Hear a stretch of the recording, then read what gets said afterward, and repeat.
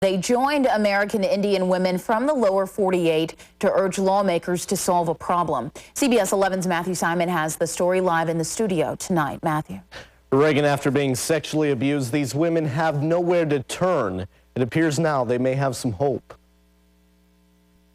Trying to imagine an individual that has been a victim of a sexual assault and not having any services available. Those are the horror stories Denise Morris hears all the time. The Alaska Native Justice Center's president helped compile an Amnesty International survey.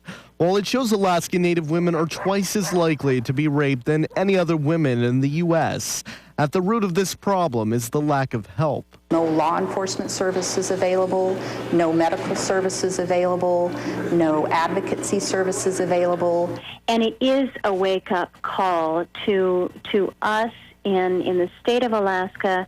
Right now, Senator Lisa Murkowski is the Senate's Indian Affairs Committee's ranking Republican. Along with other members, she told Alaska Native and Indian women Thursday there is a plan to help decrease the violence. Our statistics in Alaska are absolutely disproportionate to the other states. When it comes to sexual assault against Alaska Native women, you look at those things and you say, why? We must turn this around. So that's my bottom line. By the end of this year, the committee will introduce legislation. Murkowski says in the short term that will mean more money.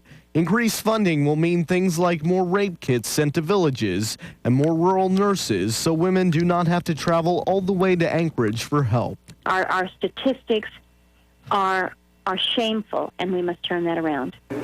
I don't know if increasing those services will help solve the problem, but it sure will go a long way into assuring that the victims have the services that they need available to them.